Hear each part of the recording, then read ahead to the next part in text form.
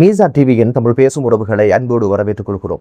சட்டத்தரணிகளுடனான சந்திப்புல ஜனாதிபதி அவங்க ஆற்றிய உரை ஊடகங்களில் கவனத்தை ஈர்த்தது மட்டுமல்லாமல் நாட்டு மக்களிடையே மிகப்பெரிய ஒரு வரவேற்பை பெற்றிருக்கு.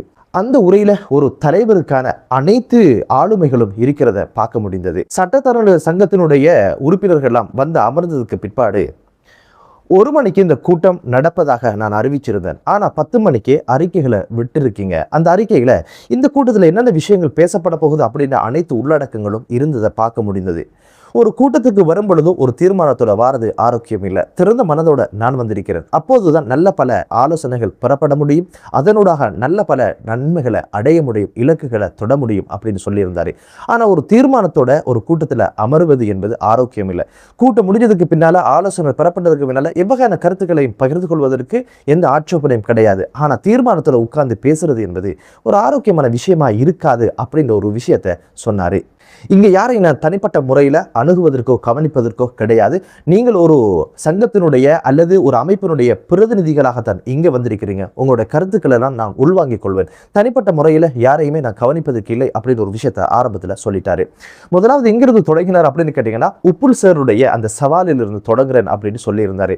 உப்புல் சார் விட்ட சவால் என்ன அப்படின்னு பார்த்தீங்கன்னா, இந்த 22+ என்று சொல்லப்படுகின்ற இந்த சட்டமூலத்தை நிறைவேற்றினால், அதாவது நீதிபதிகளுடைய ஓய்வு வயதை அதிகரித்தல் அப்படின்ற ஒரு சட்ட மூலத்தை அமுல்படுத்தினால், நடைமுறைக்கு கொண்டு வந்தா முன்னைய ஜனாதிபதிகள் வீட்டுக்கு போன மாதிரி தானும் வீட்டுக்கு போக வேண்டி வரும் அப்படின்னு ஒரு சவாலை விட்டிருக்கிறாரு. நான் எப்போதும் வீடு செல்வதற்கு தயாராகத்தான் இருக்கிறேன். இந்த ஆசனத்தில் உட்கார்ந்தது கட்டி ஆடுவதற்கல்ல, எப்போ வேண்டால் நான் விட்டுட்டு போவதற்காக தயாராகத்தான் இருக்கிறேன். மாற்றம் என்ற ஒரு விஷயத்துக்காகத்தான் நான் பயணிக்கிறேன். மாற்றங்களை செய்ய துணியும் பொழுது அதற்கு எதிராக வருகின்ற சவால்களையும் எதிர்கொள்ள நான் தயார். சவால்களை எதிர்கொள்ளாமல் இங்கே எந்த ஒரு மாற்றத்தையும் எதிர்பார்க்க முடியாது. ஈஸ்டர் குண்டு தாக்குதல் குறித்த விஷயத்தை எடுத்துக்கொள்ளுங்களேன். இந்த ஒரு விசாரணையை நான் புலனாய்விடம் ஒப்படைச்சேன். இப்போது எனது உயிருக்கும் அது சவாலாக இருக்குது. எனது உயிர் குறித்த பாதுகாப்பை உறுதிப்படுத்த வேண்டியது உளவுத்துறையினர் தான். நான் இந்த ஒரு விஷயத்தில் ரொம்ப அவதானமாக நடந்து கொள்கிறேன். நாட்டு மக்களுக்காக எந்த ஒரு மாற்றத்தையும் ஏற்படுத்த நான் தயார். அந்த மாற்றத்திற்காக எந்த ஒரு சவாலையும் நான் எதிர்கொள்ள தயார். இந்த ஒரு சட்டமூலத்தை நிறைவேற்றுவதனூடாக நான் வீடு செல்ல வேண்டி வந்தாலும் பரவாயில்ல, நான் வீடு செல்ல தயாராக இருக்கிறேன். இந்த மாற்றத்தை நான் உருவாக்குவேன். இது மக்களுக்கான மாற்றம் என்ற ஒரு விஷயத்தை ஜனாதிபதி அவங்களுக்கு கூறியது மக்களுடைய மிகப்பெரிய ஒரு வரவேற்பு அது பெற்றிருக்கு. இந்த ஒரு விஷயத்தை சொல்ல காரணம் என்ன? இவர்களை கூப்பிட்டு ஏன் இந்த தெளிவூட்டலை வழங்கணும், இந்த ஒரு விஷயம் குறித்து ஆலோசனை நடத்துவதற்கான காரணம் என்ன அப்படின்னு பார்த்தீங்கன்னா, நீதிபதிகள் ஓய்வு பெறுகின்ற வயதை கூட்டணும் அப்படின்னு சொல்லி ஒரு வர்த்தமானி வெளியிட்டதுக்கு பிற்பாடு குறிப்பாக எதிர்கட்சிகள் இது நீதிமன்றத்தினுடைய சுயாதீனத்தை பாதிக்குது, எனவே இந்த நீதிமன்றத்தினுடைய கட்டமைப்பு கையகப்படுத்தப்படுவது என்பிபி அரசு அப்படின்ற கோஷத்தோட குறிப்பாக முட்டுக்கட்சியை சார்ந்தவங்க, அதே போலதான் சட்டத்தரணி சங்கத்தில் இருக்கின்ற ஒரு குழு இந்த ஒரு விஷயத்தை பயங்கரமாக எதுக்க ஆரம்பிச்சாங்க. முட்டுக்கட்சியில் இருக்கின்ற ஜிஎல் பீரிஸ் அவங்க எவ்வகையான கருத்தை வெளியிட்டாங்க அப்படின்னு கேட்டீங்கன்னா, உயிரை கொடுத்தேனும் இந்த ஒரு சட்ட மூலத்தை நிறுத்துவோம் அப்படின்னு சொன்னாரு. ஆனா யாரை உயிரை கொடுத்து நிறுத்துறது அப்படின்ற ஒரு விஷயத்தை அவர் சொல்லல. அவர்கள் உயிரை கொடுத்து நிறுத்துவாங்களா இல்ல அப்பாவி மக்களுடைய உயிரை பலி கொடுத்து இதை நிறுத்துவாங்களா என்பது தெரியல. மகாநாயக்க தேரர்களுக்கு ஊசடிச்சு உசுப்பேத்தி விட்டாங்க. அவங்க கடிதமும் ஜனாதிபதிக்கு அனுப்பி வச்சாங்க, இந்த ஒரு விஷயத்தை நிறுத்திருங்க அப்படின்னு சொல்லி. ஆனால் அந்த கடிதத்துக்கு என்ன ஆனது என்பது தெரியாமலே இறுதியில் ஜனாதிபதி அவங்க உடனடியாக அமைச்சர் நலிந்த ஜெயதிச மற்றும் நீதி அமைச்சர் ஹர்ஷன நாணயக்கார இருவரையும் அனுப்பி இது குறித்த தெளிவுகளை சொல்லுங்க அப்படின்னு சொல்லி இவங்க அவைகளை தெளிவுபடுத்தினாங்க. நிறைய வழக்குகள் தேங்கி இருக்கு, அதனால அனுபவம் உள்ளவங்களை வச்சு இந்த வழக்குகளை முடிச்சிடணும் அப்படின்னு நாங்கள் யோசிக்கிறோம். எனவே மக்களுடைய நேரமும் பணமும் வீணாக கோர்ட் வாசலில் கழியுது, அதை தவிர்க்கணும், அதை தடுக்கணும் என்பதுக்கு அந்த மாற்றத்தை கொண்டு வர போறோம். இதில் அரசியல் உள்நோக்கங்கள் எதுவுமே கிடையாது என்று சொன்னதுக்குனாங்க, இது நல்ல ஒரு விஷயம் தானே, இதை பண்ணிருங்க, தேவைதானே, இந்த மாற்றத்தை செஞ்சிருங்க அப்படின்னு சொல்லி ஆசீர்வாதம் பண்ணி அவங்க அனுப்பி வச்சாங்க. இப்படியான ஒரு சூழ்நிலையில தான் இப்போது ஜனாதிபதி அவங்க ரொம்ப மோசமாக வெளியில விமர்சனம் செஞ்சவங்க, அரசியல் இலக்காக கொண்டு இந்த காய் நகரத்துல செஞ்சவங்களை கூப்பிட்டு நேரடியாக ஜனாதிபதி அவங்க உரையாடி இதில் இருக்கின்ற விடயங்கள் எல்லாம் தெளிவுபடுத்திருக்காங்க. குறித்த சங்கங்களும் மொட்டு கட்சியும் வச்ச விமர்சனம் என்ன அப்படின்னு பாத்தீங்கன்னா, ஒரு தனி நபரை இலக்கு வைத்து தான் இந்த சீர்திருத்தமே வருது. என்பிபி அரசுக்கு விசுவாசமானவர், அவரை வச்சு வழக்குகள் நடத்தி முடிக்க போறாங்க. எனவே இது நீதிமன்றத்துடைய சுயாதீனத்துக்கு ஆபத்தானது, எனவே நீதிமன்றத்தை கையகப்படுத்த போறாங்க அப்படின்னு பல்வேறு கோஷங்களை முன் வச்சாங்க. இதுக்கான பதிலையும் அந்த உரையில ஜனாதிபதி அவங்க வழங்கினாங்க. அவங்க என்ன சொன்னாங்க அப்படின்னு கேட்டீங்கன்னா, எந்த ஒரு தனிநபரையும் இலக்கு வைத்து இந்த சட்டம் மூலம் ஏற்பாடு செய்யப்பட்டதல்ல, இந்த சட்ட திருத்தம் கொண்டு வரப்பட்டதல்ல, இது மக்கள் நலனுக்காக மாத்திரமே அப்படின்ற ஒரு விஷயத்தை குறிப்பிட்டு சொல்லி இருந்தாங்க.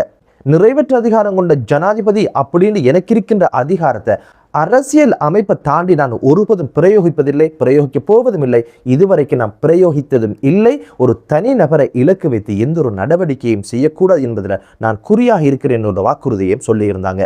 எப்போது இந்த ஒரு சட்ட மூலத்தை நான் நடைமுறைக்கு கொண்டு வந்தாலும் ஓய்வுக்கு போறவங்க அல்லது ஓய்வு அண்மித்தவங்க இருக்கத்தான் போறாங்க. இந்த ஒரு நடைமுறை சிக்கல் எல்லா காலகட்டத்திலும் இருப்பதனால எப்போதாவது செய்து கொள்ளணும் என்பதற்காகத்தான் இப்போது செய்திருக்கிறோம். அது உச்ச நீதிமன்றம் அதனுடைய இடைவெளிகளை நிறைவேற்றுவது மட்டுமல்லாம மேன்முறையீட்டு நீதிமன்றத்தினுடைய இடைவெளிகளும் நிறைவேற்றுவதற்கு நாங்கள் தயாராக இருக்கிறோம் அப்படின்னு ஒரு விஷயத்தை சொல்லிட்டு மற்றும் ஒரு நியாயத்தை சொன்னாரு. அது என்ன அப்படின்னு பார்த்தீங்கன்னா, இப்போது மேன்முறையீட்டு நீதிமன்றத்துக்கு போக வேண்டிய மிக முக்கியமான ஒரு நீதிபதி தான் இப்போது ஈஸ்வர குண்டு தாக்குதல் சம்பந்தமான வழக்கை நடத்தி வராரு.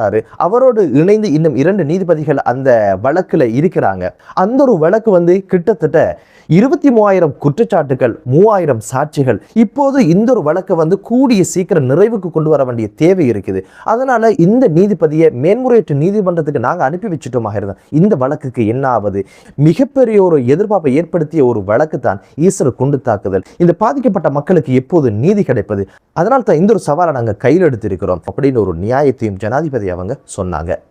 இவங்களுக்கு இருக்கிற பிரச்சனை என்ன அப்படின்னு பார்த்தீங்கன்னா, அனுபவம் உள்ள நீதியரசர்களையும் நீதிபதிகளையும் வைத்துக்கொண்டு கூடிய சீக்கிரம் இந்த வழக்குகளை விரைவுபடுத்துவதனால தமது கட்சி சார்ந்த, தமக்கு அரசியல் பண்ணிய, தமது குடும்பங்கள் சார்ந்த வழக்குகள் எல்லாம் துரித கெதியில மேல் நீதிமன்றத்துக்கு வருவது, மேன்முறையீட்டு நீதிமன்றத்துக்கு வருவது, உச்ச நீதிமன்றத்துக்கும் அப்படின்னு சொல்லி இந்த வழக்குகள் நகர்வதன் காரணமாக நமக்கு சாதகமான எந்த ஒரு தீர்ப்பும் வராது என்ற அச்சத்தின் காரணமாகத்தான் இந்த ஒரு விஷயத்துக்கு ஒரு முட்டுக்கட்டையை போற்றலாம் அப்படின்னு சொல்லி இப்போது முட்டுக்கட்சியும் அது சார்ந்த அமைப்புகளும் இப்போது பயணிக்கிறத பார்க்க முடியுது.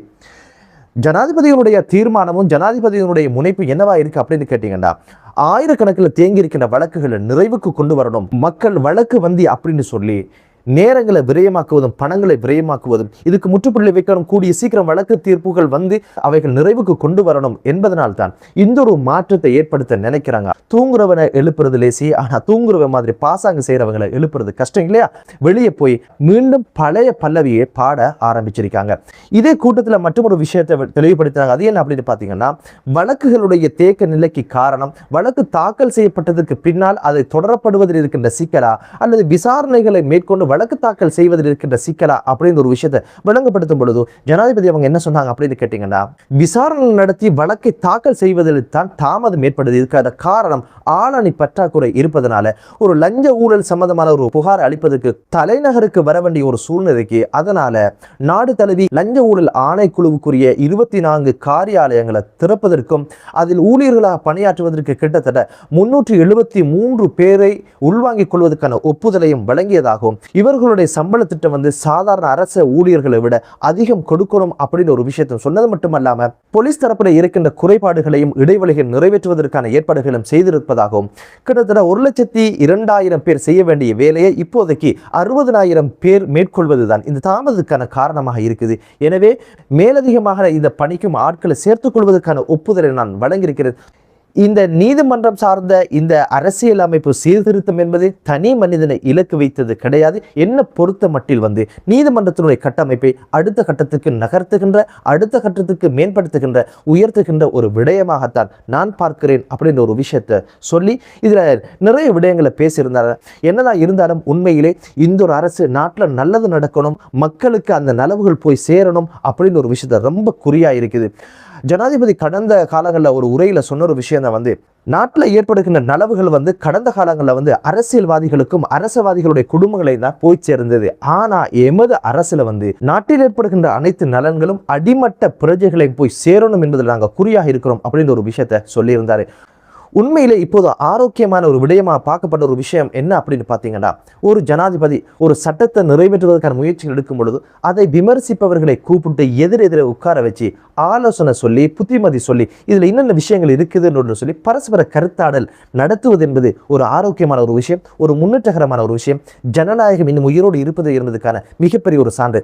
கடந்த காலங்களில் எப்படி அப்படின்னு கேட்டிங்கன்னா, ஒரு சட்ட மூலத்தை நிறைவேற்ற அதிகாரம் கொண்டு ஜனாதிபதி கொண்டு வரணும்னு ஆசைப்பட்டதாக இருந்தா இதை எதுக்கிறவங்க யார் என்ன என்பதை தேடி ஆஃபீஸ் ரூம்ல வெயிட் பண்ண சொல்லி தரமான சம்பவங்களை செஞ்சு முடிப்பாங்க. அதுக்கு மேல யாராவது ஆர்ப்பாட்டம் செஞ்சு எழுதி அது இது செய்வாங்களாக இருந்தா என்ன வரும் அப்படின்னு கேட்டீங்கன்னா ஆளக்காணும் அப்படின்ற செய்திகள் தான். நாட்டுடைய சட்டம் ஒழுங்கு நீதித்துறையினூடாக நிலைநாட்டப்படட்டும், நீதித்துறைக்கு அனைவருமே தலை சாய்க்கின்றவர்களாக மதிப்பளிக்கின்றவர்களாக மாறட்டும் என்று கூறி லஞ்சம் இல்லாத ஊழல் இல்லாத ஒரு தேசம் உருவாகட்டும் என்ற வளமையான பிரார்த்தனையோடு மற்றொரு காணொளியிலே உங்கள் அனைவரையும் சந்திக்கும் வரை விடைபெறுகிறேன். நன்றி.